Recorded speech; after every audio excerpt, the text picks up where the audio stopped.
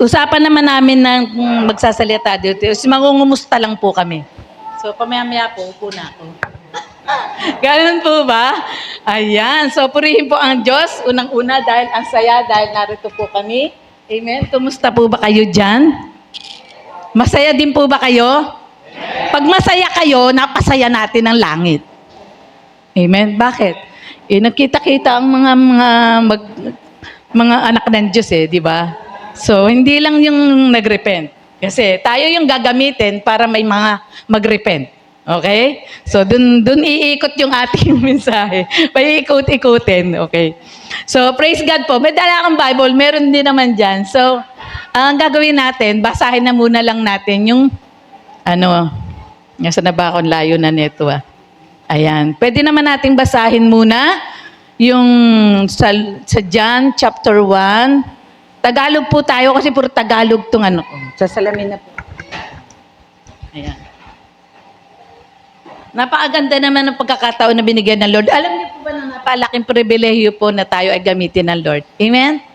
Kaya kung ako sa inyo, lahat kayo, i-desire ninyo lalagi kayong gamitin ng Lord habang may buhay. Amen? Habang may buhay. Ayan. John chapter 1. Habang inahanda po natin yan. Ayan. Ang chapter 1. Magtanggal ako ng kasi yung pag-awit natin kay Lord, pagka naluha ka, ang hapdi po sa mata. Hindi po ba? So, natuwa si Lord. Natutuwa ba si Lord pa nagpupuri tayo? Siyempre. Ayan. Yung chapter 1 ng John NIV, basahin lang natin ng diretso para na sa ganun ay, doon ko lang po sa inyo yung naisiparating ng Lord. Patungkol po dito. Kasi itong topic na to, sabi nga ni Pastor, mabilis lang. So, bilisan natin. Basahin lang natin ng mabilis. Ang chapter 1, verse 35. Hindi ko ba sinabi? Ayan.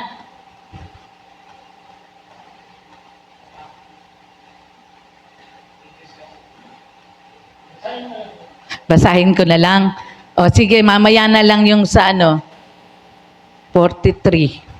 Okay. So, tusin, pwede na natin di basahin ito kasi may mga ibang verse lang naman ako kukuhanin. So, patungkol po ito kay Andres. Okay. Yung unang apat na alagad ni Jesus, ito yung title niya. Sige, ako na lang po magbasa.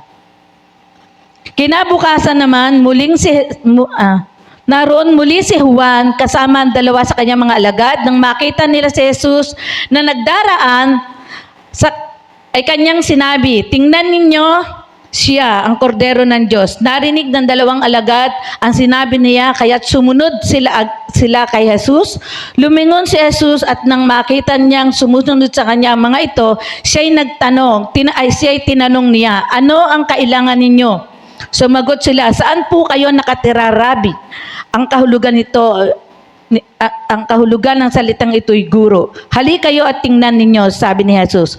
Sumama sila kay Jesus at nakita nila ang kanyang tinitirhan at tumuloy sila roon ng araw na iyon. Noon din alas 4 na ng hapon. Ang isa sa dalawang alagad na nakarinig kay Juan ay sumunod kay Jesus ay si Andres na kapatid ni Simon Pedro. Unang hinanap ni Andres ang kanyang kapatid na si Simon. Sinabi niya rito, nakita namin ang Mesiyas at ang kahulugan ng salitang ito'y Kristo at isinama ni Andres si Simon kay Jesus. Tiningnan ni Jesus si Simon at sinabi sa kanya, ikaw ay si Simon na anak ni Juan, ikaw ay tatawaging Cephas na ang kahulugay Pedro. Yan. Nagkwento lang po ako. Ayan. So kung titingnan po natin, para pang nung nakaraang kapanahonan na ito ng Panginoon, makikita po natin na isang salita lang. Napansin niyo po, isang salita lang, halika, sumusunod agad. Nakita niyo po yun? Para ang bilis. Samantala ngayon, tagal mo nang niyayaya, nagtatatlong taon na. Ayaw pa rin. So makikita natin ang pagkakaiba noon at ngayon. No? Sino ba yung nagsabi? Si Juan Bautista. Sino ba si Juan Bautista? Di ba? Siya yung unang sugo bago bago niya ipakilala ang Panginoong Hesus na siya yung nagsabi na linisin natin daan, darating ang Panginoong Hesus. Tingnan niyo po na siya ang kordero ng Diyos, sabi niya. So ang gusto ko pong fokusan dito ay si Andres, no? Nang una na nakarinig ng salitang iyon mula kay Juan, ang ginawa po niya, ang una niya na binasa natin, ang una niyang nasa isip ay si Simon. Sino po si Simon? Ito po ay ang kanyang kapatid. Peter, si Peter po, si Simon po, pinangalanan ng Lord, change niya yung pangalan. Ikaw ay si Simon na, si Cephas na ang ibig sabihin, ang kahulugan ay Pedro. May istorya pala nun, no? Kung hindi natin inaral to, hindi natin alam. Diba? Simon lang tayo. Kaya yung kadalasan sinasabi, Simon Pedro, pinagduduktong na lang. Mapansin niyo ba yun? Si Simon Pedro. No? So ngayon, ang tanong mga kapatid, dahil nang unang makarinig at marinig ni Andres kay Juan Bautista na siya ang kordero ng Diyos, yung pansinin niyo po, agad nilang kilala ang Panginoon at wala silang alinlangan. Di ba? Ngayon, ito yung gusto ko pong makita natin. Nang habang sila ay naglalakad, nakita niya ang kanyang kapatid. Ang una niyang hinanap ay ang kanyang kapatid. Ang tanong po, sino po sa atin? Okay. Na nung nakakilala sa Panginoon, naisip agad ay ang kanyang kapatid. Meron po ba dito? Na nakakilala ang kanyang kapatid dahil nang malaman niya at makilala niya ang Panginoon, nang makilala mo at malaman mo na may Panginoong Hesus na namatay sa krus, sa kabayaran ng lahat ng ating kasalanan, na may Panginoong Hesus na tagapagligtas, na may Panginoong Hesus na magdadala sa atin sa buhay, na magbibigay sa atin ng buhay na walang hanggan. Sino ang una mong naisip? Kapatid ba? O boyfriend? O girlfriend? Sino yon? Sino ang unang naisip? Ang tanong, sino ngayon dito? Meron po ba dito na naka-experience ng tulad ni Andres? Na ang unang nasa isip niya, ang kapatid ko, ayoko siyang mapahamak. Di ba? Ayoko siyang hindi makakilala sa Panginoon. Yung puso ay yun agad. Bihira po yun. So yun po yung gusto kong ma-impart sa atin. Kung meron po dito, ay talagang nag-rejoice si Lord. Kasi nakita ni Lord ang puso ni Andres na ang una niyang inisip ay ang kanyang kapatid. Wala po bang magtataas ng kamay? Na ako ang ginamit ako ng kapatid, yung kapatid ko, ako ginamit. Alam mo ba ganun? Yung kapatid ko, una kong naisip. Kasi mapapahamak eh.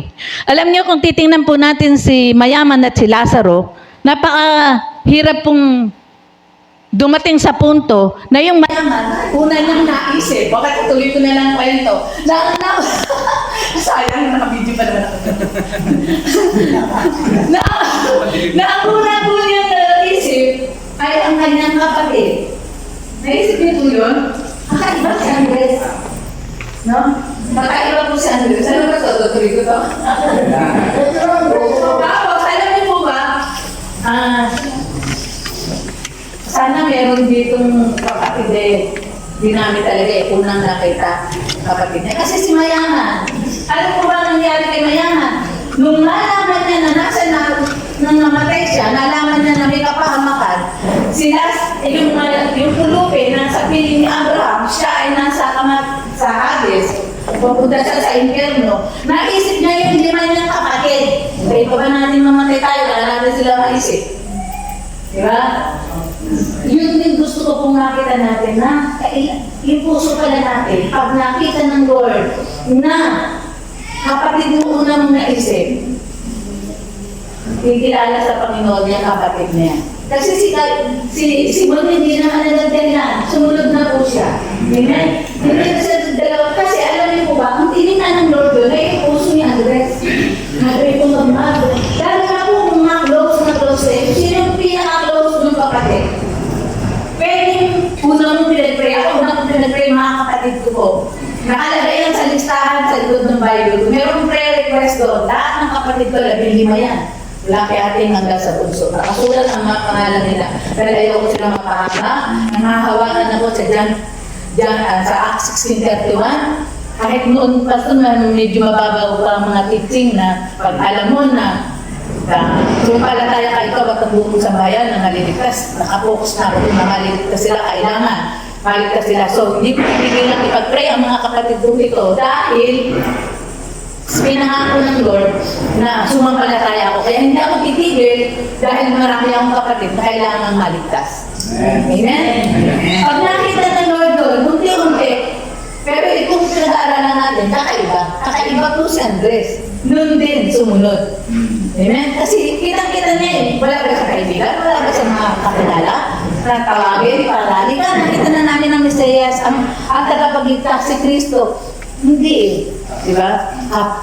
Ang kanyang kapatid. Kaya kung may mga close, ako natatandaan ko yung kapatid ko. Si DJ, isa yun. Si Sierra ko din noon. Pinakaalala ko naman. Bagagat hindi pa siya ganun okay. Kaya nga sabi ko, kakaiba noon. Sunod agad eh. Ngayon, ang tagal-tagal niya eh, ayaw ako masusunod eh. Di ba? So, purihin ko ang Diyos. Dahil may gusto ng Lord na may makita. Sayang, sana meron na lang dito kahit isa na ako, ginamit ako sa kapatid ko mula nang makilala. Ako lang pala yung may premyo.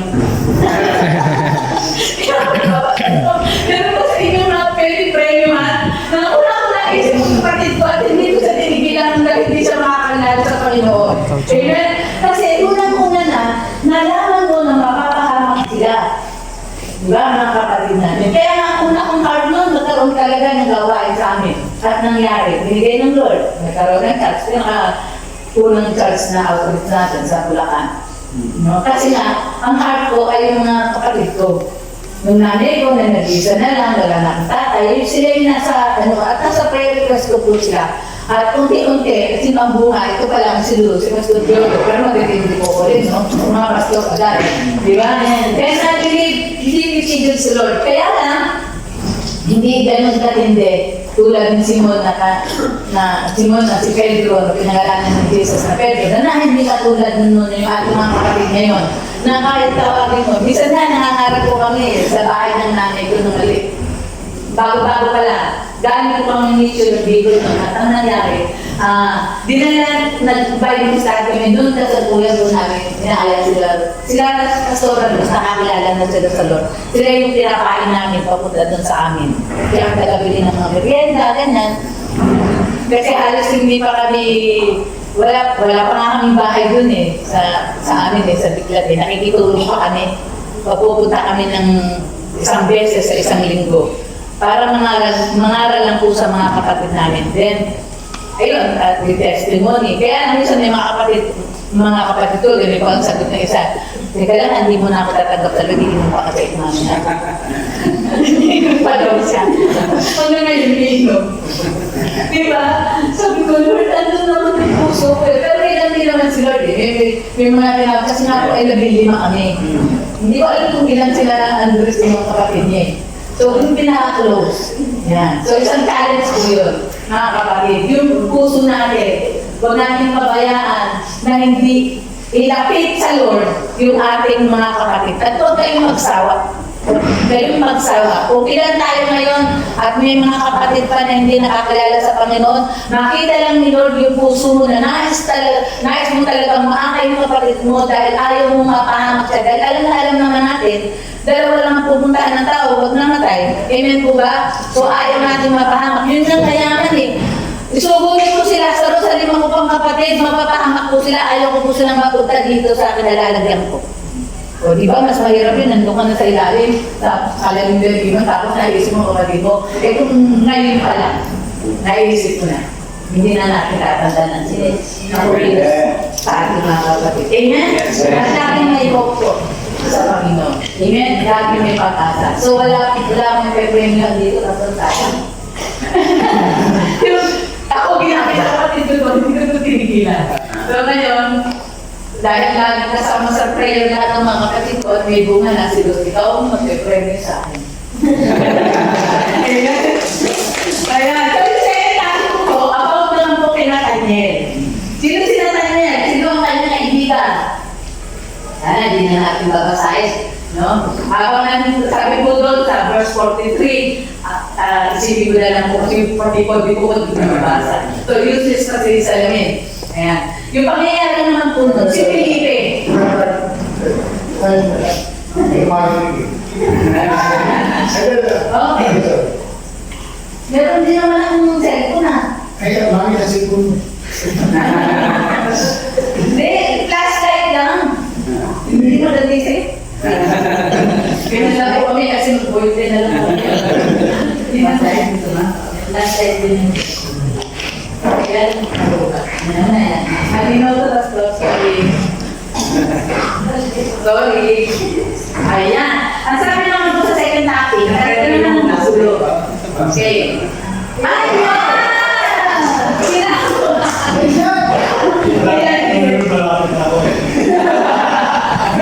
Okay, so.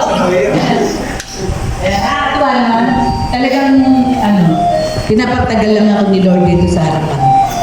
Okay. So, asa na tayo? Lumilipat na ako sa second topic natin kasi na, titignan ko lang po kung meron pa tayo. Ibang hinalagpasan. Ayan. Ayan. Ito naman po, lahat na nasabi ko na.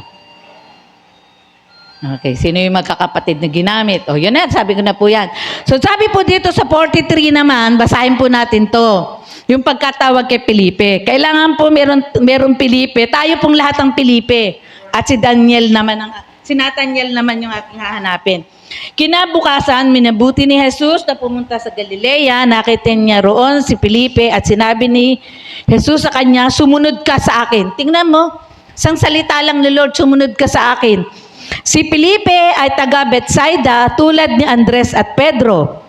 Nakita ni Felipe si Nathaniel at sinabi niya rito, natagpuan na namin ang tinutukoy ni Moses sa kanyang isinulat sa aklat ng kautusan at gayon din ng mga propeta. Siya si Jesus na taga Nazaret na anak ni Jose. Alam mo sabi nung kaibigan niya, may mabuti bang maaring magmula sa Nazaret? Tanong ni Nathaniel. Tapos sumagot si Felipe, halika tingnan mo. Nang malapit na si Nathaniel, sinabi ni Jesus, masdan ninyo ang isang tunay na Israelita, wala siyang anumang pagkukunwari. Tinanong siya ni Nathaniel, paano ninyo ako nakilala? Sumagot si Jesus, bago ka pa tawagin ni Felipe, nakita na kita nang ikaw ay nasa ilalim ng puno ng igos. Sumagot si Nathaniel, Rabbi, kayo nga po, Rabbi o Rabay, kayo nga po ang anak ng Diyos, kayo ang hari ng Israel. Sinabi ni Jesus, sumampalataya ka ba dahil sa sinabi ko sa iyong nakita kita sa ilalim ng puno ng igos? Higit pa riyan ang masasaksihan mo. At sinabi niya sa kanya, pakatandaan mo, makikita ninyong bukas ang langit at ang mga anghel ng Diyos ay manhik manaog sa kinaroroonan ng anak ng tao. Tingnan niyo po Hindi po simpleng salita yan. Kung iisipin po natin, bakit may ganung salita pa? Ang pinag-uusapan lang naman natin ay kung ano ba ang nangyari dito kay Felipe at sino ba si Nathaniel. Si Felipe po ay BFF niya si Nathaniel. Sino may mga BFF dito? Taas ang kamay. Meron po ba kayong BFF na nang una nyong makilala ang Panginoon o nung na-born again kayo, ang una nyong naisip at nalagay sa puso nyo, sharean ko ang aking kaibigan. Meron po ba? Kahit isa, wala? Walang ginamit sa kaibigan?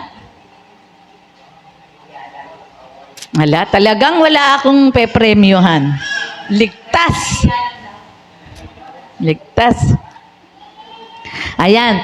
So, si Felipe po ay may BFF. Walang iba kundi si Nathaniel. Alam niyo po, binigyan ko to ng parang drama Di ba pag magkakaibigan, super close, pag nagsasalita, okay lang. Sabi niya, meron bang mabuti doon na mga galing sa gawin ng Nazaret? Sabi niya. Ang sagot naman ni Felipe, halika, tingnan mo. Di ba? Tingnan natin. Ibig sabihin, meron po siyang pagda-doubt, pero sumasama naman siya. Tapos yung best friend niya naman na si Felipe, parang dahil very close sila, tingnan niyo po close sila. Kasi kung hindi sila close, hindi sila BFF, friends forever po yun best friend forever. Baka iniisip niyo, parang ano lang, no? BFF, pag sinabi kasi BFF, best friend forever. Ayan. So, kung hindi sila very close, hindi po yan makikinig. Di ba? Ewan ko sa iyo, bahala ka dyan, iwanan pa kita. Di ba? Dahil close sila, no? Para magkarugtong ang kanilang pusod. Pusod ba talaga? O ang tawag doon? Isang salita lang yun na parang magkadikit na ang inyong ano ba yun? Sabi nga, pinagbiyak na bunga. Ay, magkamukha naman yun. Masyado silang close. Hindi ito sasama. Halika. Di ba? Halika na. Ngayon, mga kabataan o mga ibang kaibigan, pag niyaya mo dito, ayaw di ba? Pero yayain mo sa iba, bilis. Kita niyo ba noon? Kakaiba.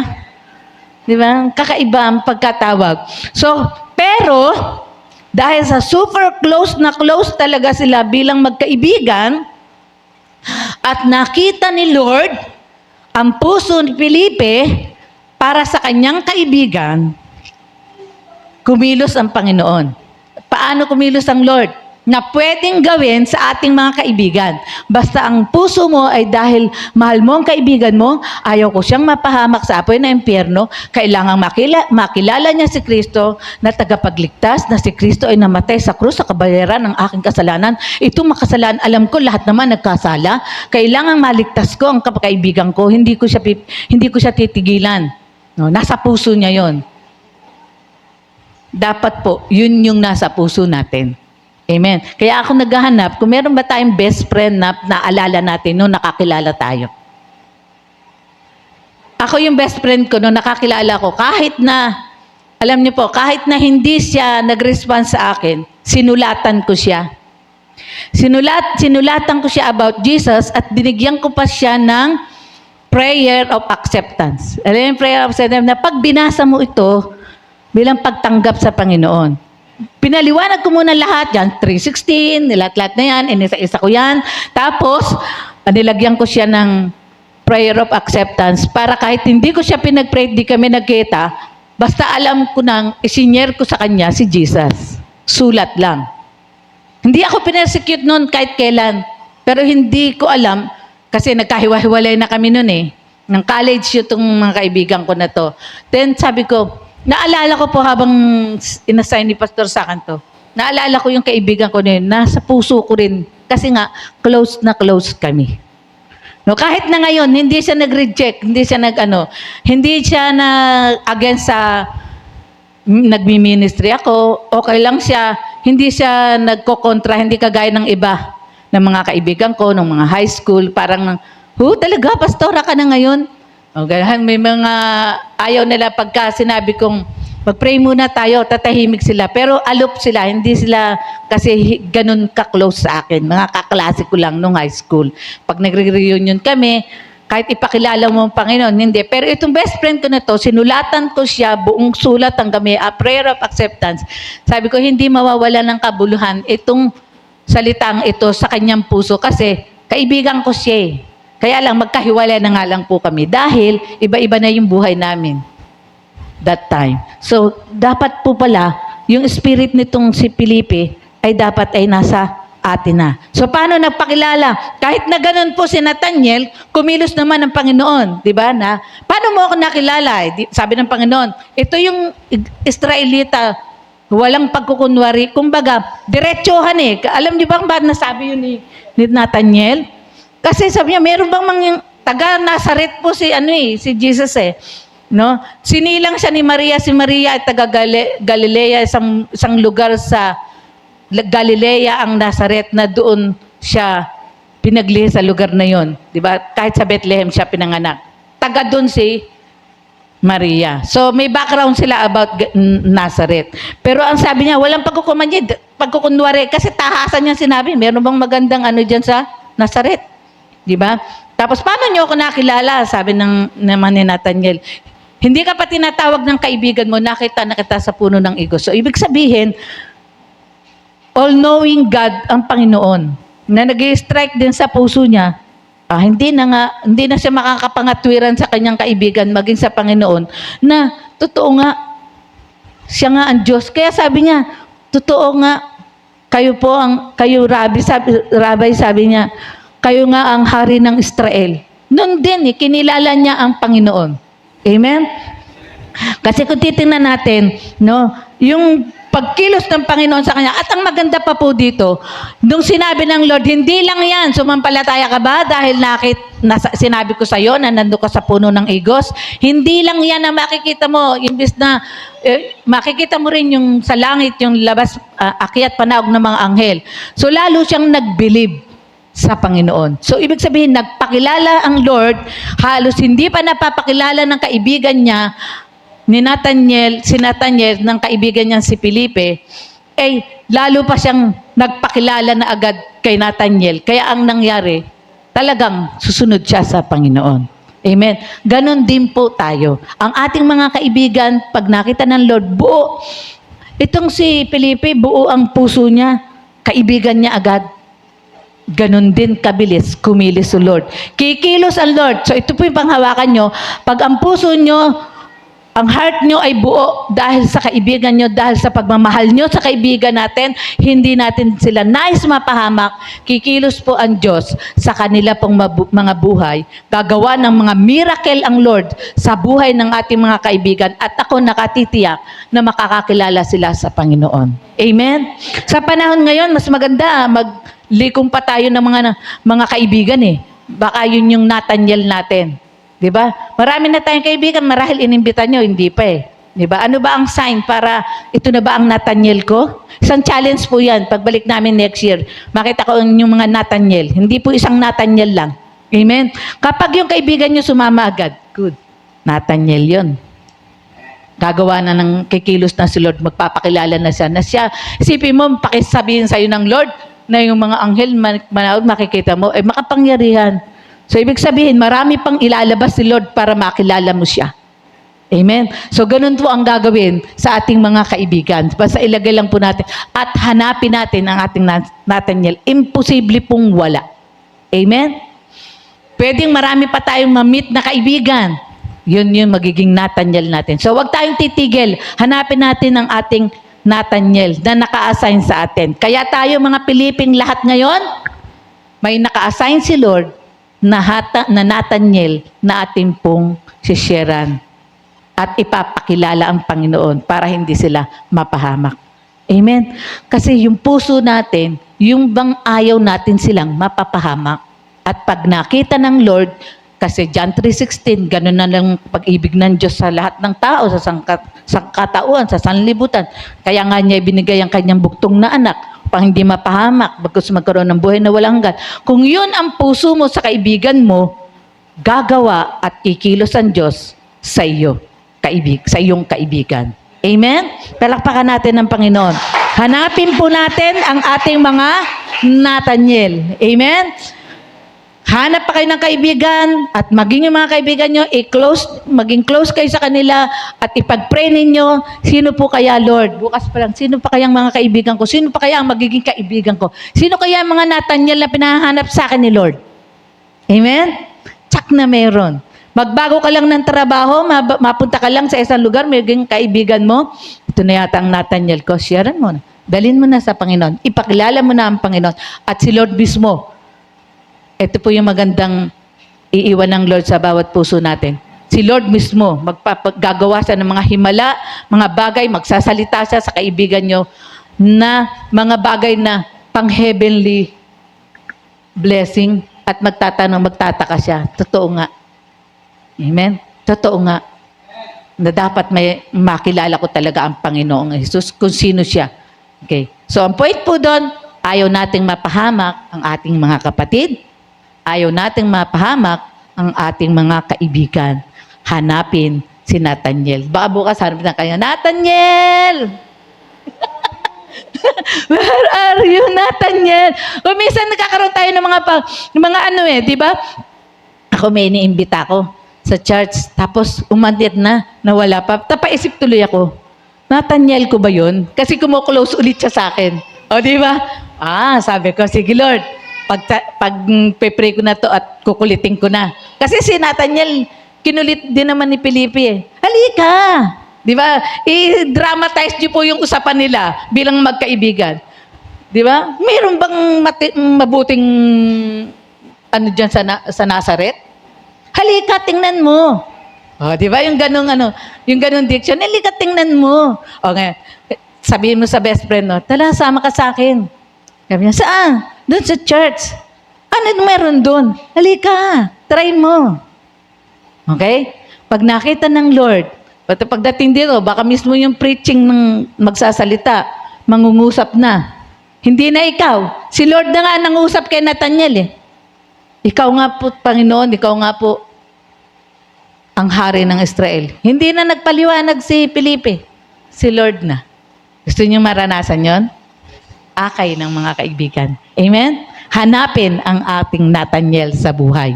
Amen? Meron po tayong lahat Nathaniel. Imposibleng wala. Tayo po'y tinawag sa isang... Kung tutusin tayo, tinawag ng Lord eh. Imposible, kasabi ka ng preaching ko ng isang linggo, imposibleng walang ipagagawa sa Lord sa'yo kasi hindi pa man nililikaan sa libutan, may plano na si Lord sa'yo. Hindi ka pa isinisilang, Isaiah 49 verse 5, hindi ka pa isinisilang, pinili na kita. Imposibleng walang pagagawa sa'yo si Lord. Amen?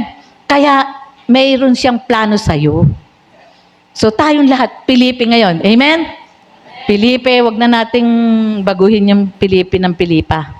Lahat na lang Felipe. Para lahat tayo may Nathaniel. Amen? Pag-pray nyo, Nathaniel, nasa na ang Nathaniel? Lord, yung Nathaniel ko, hinahanap ko na ngayon. Amen? And sure, tandaan nyo po ito, si Lord po mismo ang magpapakilala pag ang puso mo yung totoong nais mong maligtas ang iyong kaibigan. Amen?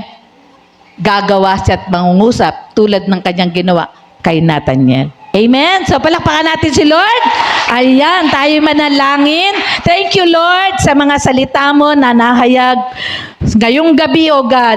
Tunay nga, Panginoon, na kakaiba, Panginoon, ang nais mong ipagawa sa amin ngayon, Lord God. At dalangin ko, tulad po ng kapanahunan ni Andres at ni Felipe, Panginoon, ito po ay mangyari sa aming mga buhay. Nais naming ma-experience, Panginoon, sa aming mga kapatid at sa aming mga Nathaniel o aming mga kaibigan, yung pagkilos at paggalaw mo. At tinitiyak po namin, Panginoon, sa puso ng bawat isa na narito, Lord God, yung pagmamahal sa kapatid at pagmamahal sa kaibigan ay ibubuhos nyo na ngayon sa bawat puso ng mga Pilipi mo, Panginoon, sa lugar na ito, Lord God. Thank you, Jesus. Thank you, Holy Spirit. Palakpakan po natin ang Panginoon. Thank you, Holy Spirit. Thank you, Lord. Thank you, Jesus. Thank you, Lord. Thank you, Jesus. Thank you, Holy Spirit. Kikilos ka po sa buhay nila. Simula sa oras na ito, ibibigay mo na ang kanilang Nathaniel, O Lord God. Thank you, Lord. In Jesus' name, we pray. Everybody say, Amen and Amen.